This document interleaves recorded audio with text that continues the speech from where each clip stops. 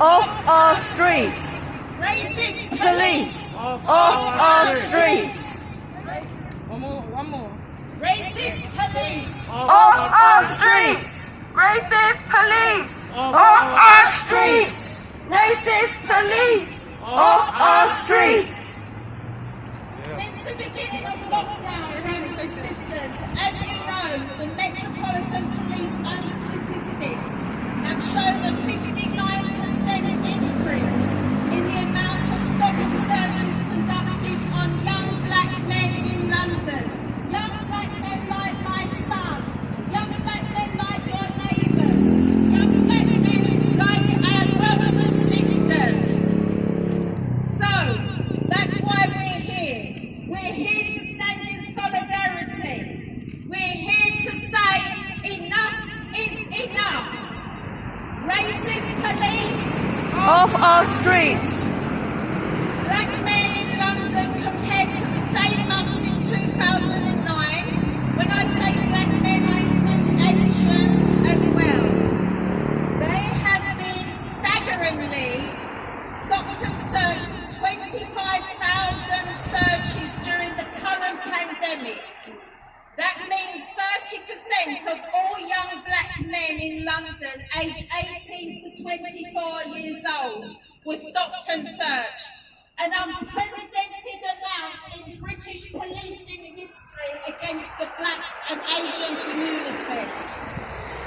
Even more worrying is the fact that during the lockdown, when crime rates fell, stop and search continued and were unjustifiably, even by police's own rationale.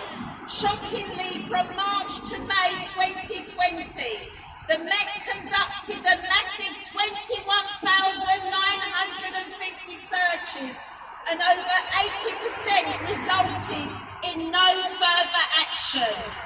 Yes, I'm a bit of a geek on that. I'm a girly swat.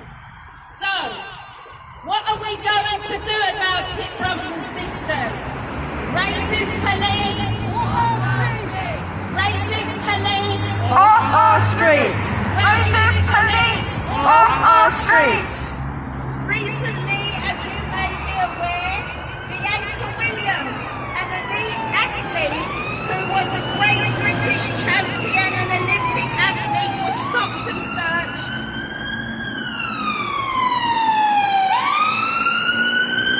Stopped and searched while she was with her child, a 3-month baby, in a car, while the police carried out this operation. The unlawful use of handcuffs and the excessive and disproportionate force we have seen being used on black and Asian people in the United Kingdom is against their human rights. We brothers and sisters will never endorse this type of policing. Policing has to be with consent.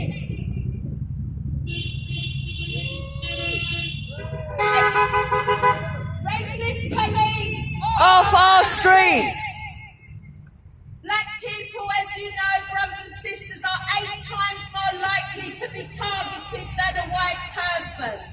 The current lived policing experience presents a toxic reality for black communities.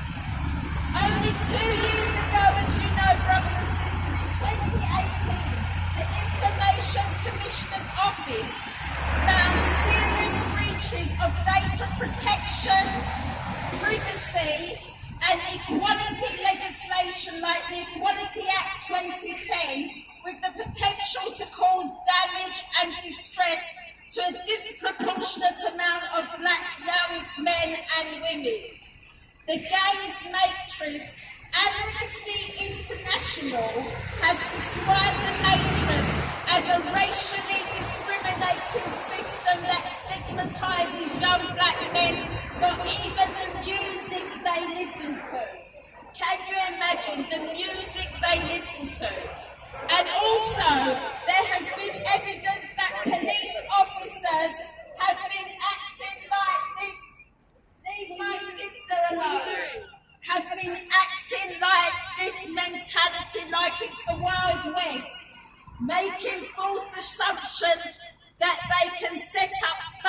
profiles on Facebook and Twitter and befriend Black and Asian people and pretend as police spies that they are activists when they are there to see what these Black and Asian activists are doing in lawful action, the right to peaceful protest. Since Sylvia Pankhurst, we have a right to peaceful protest. They are faking accounts. They are not going through the legal channels of the Regulatory and Investigatory Powers Act. The Regulation of Investigation Powers Act means that a warrant would have to be given by a judge. A judge from a court would have to give a warrant for the police to be able to go on social media and check the accounts of activists. But this is not happening. And I call on Sadiq Khan today, the Mayor of London, to dismantle this police force, to dismantle the matrix of gang matrix unless it brings it in line with international human rights standards. We must respect international human rights of all our citizens. As you know, recently Dawn Butler MP called for a systematic change after she was also stopped and searching Hackney while driving with a friend. Just to walk, just to drive as a black person is becoming outlawed in the UK. Now in summary, brothers and sisters, despite all what you have done in the campaign, as we stand here in solidarity with George Floyd, we want to scrap Section 60. We want to stand in solidarity with all those people, those families who have died in police custody unlawfully. We're calling for the immunity to be taken away from officers who kill people in police custody. And brothers and sisters, despite all we have done, as you know, Commissioner Dame Cressida-Dick, to mark the 20th anniversary of the Lord Macpherson report into the death, the murder of Stephen Lawrence, our son, she said, I no longer believe that the Metropolitan Police Service are institutionally racist. Now come on, Cressida-Dick. Where have you been? We all know the deaths, all of us here. Wake up to reality. The reality is that more than 25 years after the murder of our son Stephen Lawrence, the question that still remains unanswered is how deep is the institutional racism run in the Metropolitan Police Force? As Macpherson himself, Lord Macpherson stated in the report, there is a reluctance to accept that there is, which means that it will probably never be cured. How can the Met deal with the problem when its own leader is in denial?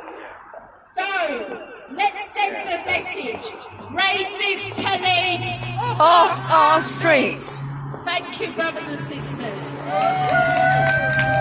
Well done, Kate. Well done. Okay. Thank you, Kate Tui, for that amazing speech, just tying everything together when we realise how deep the systemic issue is. Some people say that it's not worth fighting, but I do want to just bring this home because we wouldn't be here if it wasn't for George Floyd. We wouldn't be here if it wasn't for the mass protests in America that took place, uniting black and white people. We've seen more white people at these protests than ever. And that's the beauty of it. This is what we need to dismantle this system. Because black people and black and Asian and minority ethnic people cannot do this alone.